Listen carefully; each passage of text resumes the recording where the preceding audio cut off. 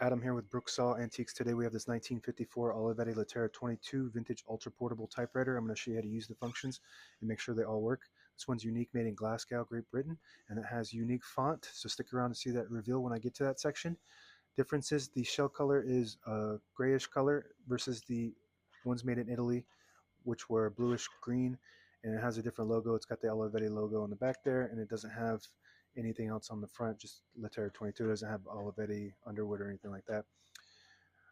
One of the best typewriters of all time, won an award in about, I believe it was 1957, for the best technology of the last 100 years from the Institute of Technology in Chicago. This is your left margin. I'm going to set that on 0, and the right one I'm going to keep that around 75 to 80. And these are your paper support arms that flip up from the back. This is the paper bale that sits on top. It's got 2 adjustable rollers.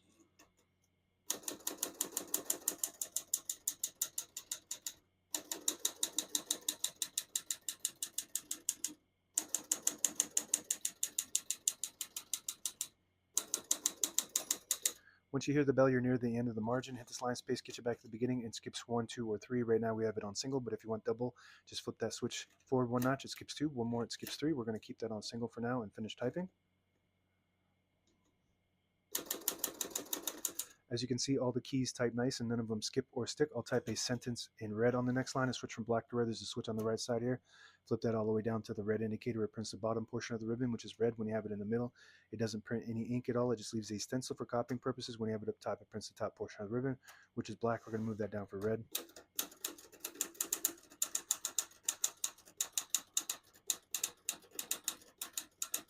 Beautiful. And here is the reveal. We have Olivetti Elite Victoria font. Really pretty font. It's got 12 characters per inch, and it types like a dream. This is definitely one of my favorite typewriters. I love the round keys. The newer models have the square keys, which I like too, but this is a better feel. It's a more classier feel.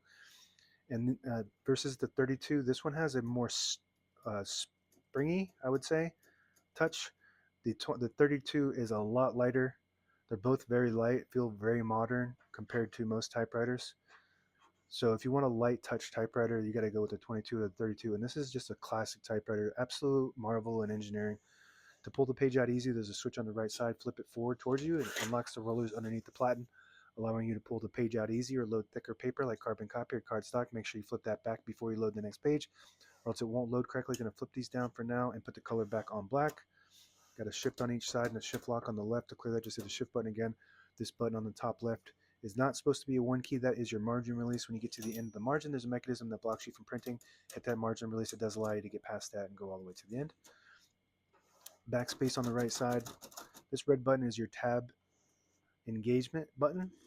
So you hit that and it stops at the tabs. Right now I got tabs set on 10 space intervals, so I'm going to go through and clear them with this lever on the left where my thumb is. You flip that up to clear it. And on the 32, it's the opposite. Super smooth. Everything about this thing is smooth, light, smooth, and precise. So now we shouldn't have any tabs, but I always like to set one somewhere in the middle so that way when I hit the tab button, it doesn't go slamming all the way to the end, causing wear and tear on your typewriter. By flipping that switch down, you barely got to hit that thing to get it to engage. You can set as many tabs as you want on this model. So you up to clear, down to set. Open the hood from the front like this. Make sure the handle's out of the way.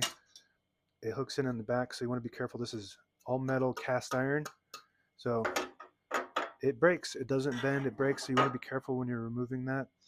All the brand new ribbons loaded on the left side, so it's pulling clockwise to the right. And I don't like to type without a piece of paper in there. I'll do that. I actually would always typically do that, but people, I think it triggers people when they see somebody doing that. So it's pulling to the right.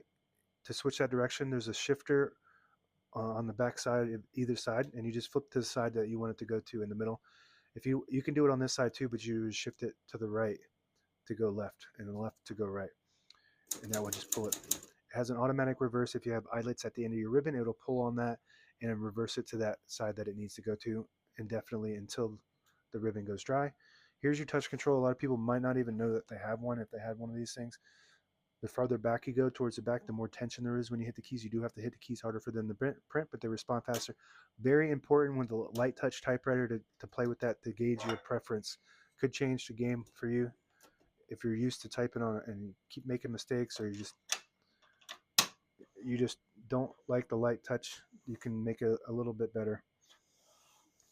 Carriage release on both sides. Let me go ahead and remove that page.